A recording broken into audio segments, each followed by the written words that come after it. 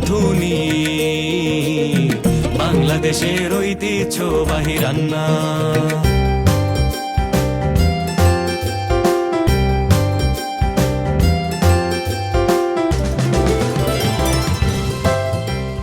আমি তানিয়া জামান, সেরা রাঁধুনি 1422।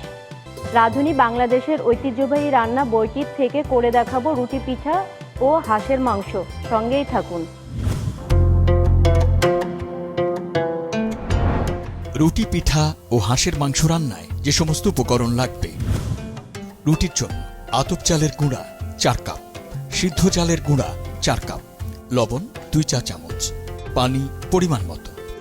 মাংসের জন্য হাঁস 1টি, নারিকেল বাটা 1 কাপ, পেঁয়াজ বাটা 1 কাপ, রসুন বাটা 1 টেবিল চামচ, আদা বাটা 2 টেবিল চামচ, জিরা বাটা 1 টেবিল চামচ, হলুদের গুঁড়া 1 চা চামচ, মরিচের গুঁড়া 1 চা চামচ, ভাজা গুঁড়া মশলা 1 চা চামচ, এলাচ 4টি, দারচিনি 3 টুকরো, তেজপাতা 1টি, লবঙ্গ 2টি, গরম পানি পরিমাণ মতো, তেল আধা কাপ, কাঁচামরিচ 5 থেকে 6টি, লবণ স্বাদ মতো।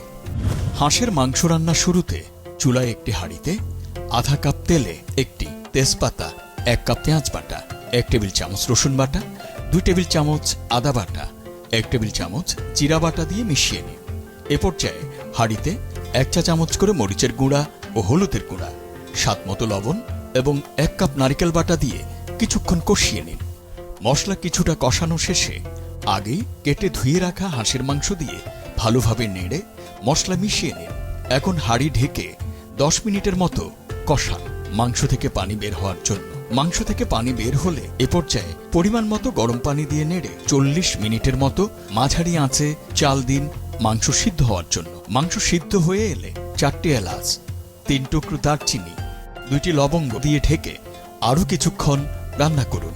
এ পর্যায়ে আগে আতপ চাল ও সিদ্ধ চালের গুঁড়া সহযোগে তৈরি করে রাখা রুটি সেঁকে নেওয়া যেতে পারে। সেজন্য চুলায় একটি প্যানে দিয়ে গরম করে বেলে রাখা রুটি 2 পাশ উল্টে ভেজে নিন। অন্যদিকে মাংসের হাঁড়িতে এ পর্যায়ে 1 চা চামচ হাতে তৈরি গুঁড়া মশলা ও 5 থেকে 6টি কাঁচামরিচ দিয়ে ঢেকে চুলার জাল বন্ধ করে কিছুক্ষণ দমে রাখুন। দম শেষে নামিয়ে গরম গরম পরিবেশন করুন মজাদার রুটি পিঠা ও হাঁসের মাংস।